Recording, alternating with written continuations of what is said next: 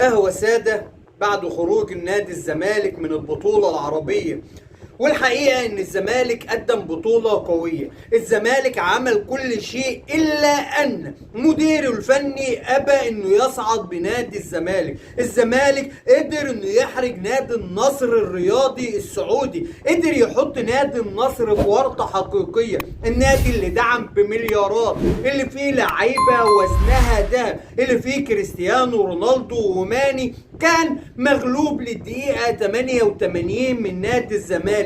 كان الزمالك هو الأخطر، كان الزمالك هو الأحق بالفوز بالبطولة، لكن كريستيانو رونالدو بخبرته قدر انه يخبط القضية، وقدر انه يخبط الهدف، وقدر انه يطلع نادي الزمالك حزين وجمهوره بيشرب قهوة سادة. لكن حابب ان انا اتكلم في بعض النقاط المهمة في مباراة الزمالك والنصر. مجرد اعلان يا اخي مرتضى منصور انه رحل عن نادي الزمالك، لقينا فيه سلكان، الدنيا ماشية والعيال بتحب بعض والكورة ماشية ومطوعة اللعيبة، لقينا روح وحماس واللعيبه عايزه تثبت ذاتها وعايزه تقول للجمهور ان الراجل ده اهو اللي كان وشه وحش علينا. لكن المدير الفني بقى، ما هو اللي جابه سيادته اللي جابه لنا يا راجل يا مؤمن يا سيدي. بقى الزمالك ماشي زي الفل واللعيبه عامله مباراه جباره واداء ولا اروع ولا اجمل، وسيف الدين الجزيري بيرجع هداف. يا ابني ده ما بيلعبش الا في بطولات العرب يا ابني،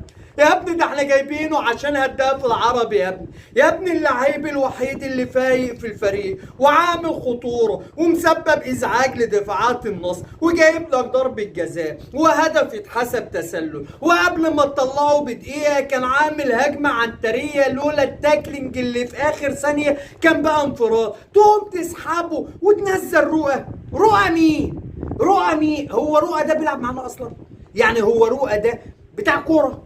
يا ابني ده رؤى ده بتاع ملك الروقان. يا ابني رؤى اخره يغني سطلانه وخلاص يا حبيب. يا حبيب هو انت قعدتك المقرفصه دي اثرت على دماغك طول ما انت قاعد؟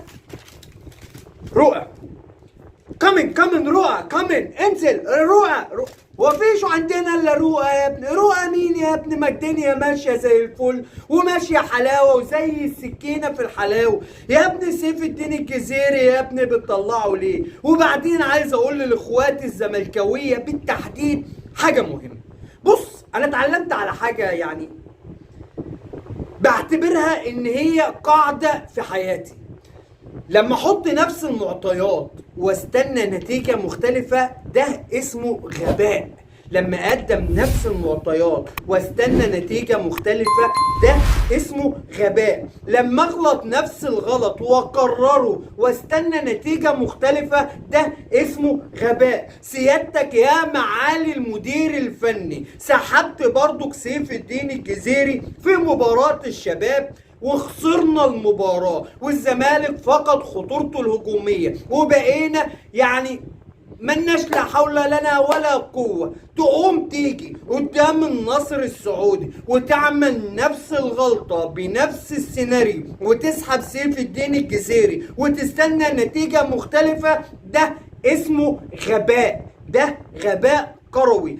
الزمالك فقد المباراة بسبب تغييرات المدير الفني الساذجة. يعني ايه انزل حاتم سكر ولا حاتم شاي ولا حاتم فتلة في مباراة زي دي؟ حاتم ده يعمل ايه؟ ما بقللش من امكانياته، لعيب كويس ولعيب محترم ولعيب ان شاء الله يكون مستقبل، لكن لما احب اخليه يلعب مع الزمالك العبه واحنا بنلعب المحلة واحنا كسبانين الاسماعيلي 3-4، اديله فرصة 5 دقايق في 10 دقايق. انما نزل حاتم سكر وفاضل 10 دقايق على نهاية مباراة هتكون مباراة تاريخية بنلعب نجوم العالم اللي الناس كلها بتتمنى ان هي تشوفهم وتستمتع بيهم، احنا بنلعبهم وكسبانينهم. عايز سكر اللي يغطي على رونالدو؟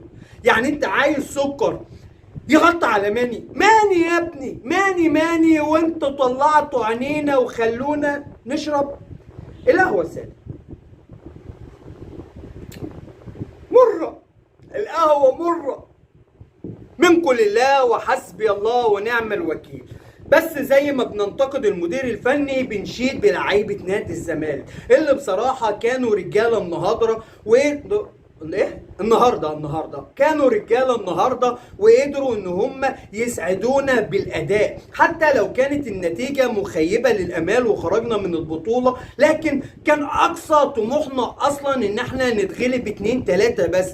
كون ان اللعيبه دي تتقدم على النصر وتبقى يعني احرجت النصر طول المباراه وهم الاخطر وكان في روح وحماس، فبنقول لهم مننا احنا جمهور نادي الزمالك مليون شكر وتحيه، وده اللي احنا عايزينه منكم وكنا بنطالب بيه طوال الموسم، ان انتوا تكونوا على قدر المسؤوليه. مش مهم البطوله على قد ما الاقي اللعيب بتاعي راجل في ارض الملعب، على قد ما الاقي ان اللعيب نفسه يسعدني هقدرك واحترمك واشجعك واشيلك على كتافي واهتف باسمك. طول ما انت بتحاول فانا في ظهرك ودعمك وبسندك، انما كون ان انت يبقى في اخفاقات بسبب سوء اداره للمدير الفني، فانا بديك منتهى العذر لاخواتنا اللعيبه. يعني عمر جابر اللي انتقدناه بشده كان في النهارده راجل من رجال المباراه. عمرو السيسي اللي سلخناه طول الموسم، النهارده عمرو بيه السيسي بيلعب واحده من اهم مبارياته.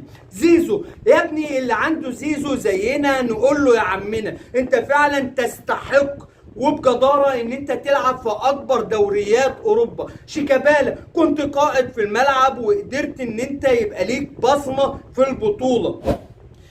الولد حسام عبد المجيد اللي حط رونالدو طول المباراة في الشنكار، حسام عبد المجيد كان واقف خطورة رونالدو، الا انه يعني برضك فرق الخبرة وفارق الامكانيات. بنقول لك مليون شكر وتحية يا حسام. محمد عبد الغني الغلطة الوحيدة اللي غلطتها في العرضية اللي جه منها الجون، نط على شويه، انت شيب وانت بتنط يا عم عبد الغني، انت قصير. ومرتضى قالها الولد ده طويل برقبات، نط شويه يا عم عبد الغني، بس قدر الله وما شاء فعل. وانت يا عم نيمار ما ينفعش تتلم اللمه ديت، ده احنا بنقول لك يا نيمار ما انت لازم ترجع لسيد. ما احنا بنقول لك يا نيمار لازم في الكره دي تقول انا سيد، انا سيد. انت طلعت سيد بجد. الف مليون مبروك لنادي النصر، وهارد لك لكل جماهيرنا العظيمه جماهير نادي الزمالك، وان شاء الله القادم يكون افضل. اما بالنسبه لمباراه الاهلي والمصري البورسعيدي اللي كانت مشدوده قوي وكانت على صفيح ساخن، وان المباراه امتدت لاشواط اضافيه، وكان النادي المصري تقدم بهدف ولا اروع ولا اجمل من رأسيه، الا ان النادي الاهلي صبر على هزيمته دقيقه واحده فقط 60 ثانية عشان حسين الشحات يحصل على ضربة جزاء ساذجة من مدافع. يعني أقل كلمة أقدر أقولها في حقه النهضة.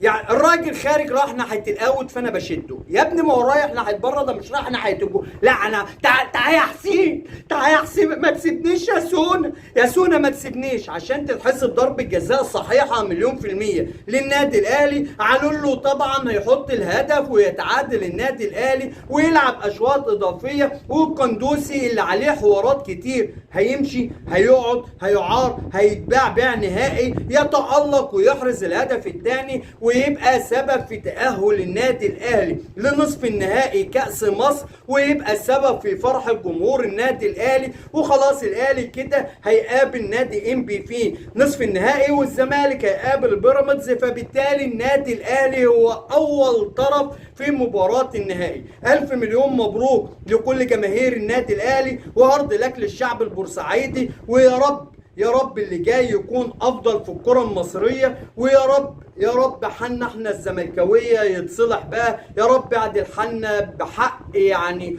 قدرتك، ورينا عجائب قدرتك في نادي الزمالك وبدلنا لافضل حال، اللهم امين. لحد هنا بتنتهي حلقتنا، ويا رب تكون الحلقه نالت اعجابكم، ويا رب نكون دايما عند حسن ظن سيادتكم. واللي لسه ما دعمش اخوه باللايك فضلا منك وليس امرا ادعم اخوك باللايك، واللي لسه ما اشتركش في القناه فضلا منك وليس امرا اشترك في القناه وفعل زر الجرس عشان يصلك كل جديد. والى اللقاء اخواتي الغاليين.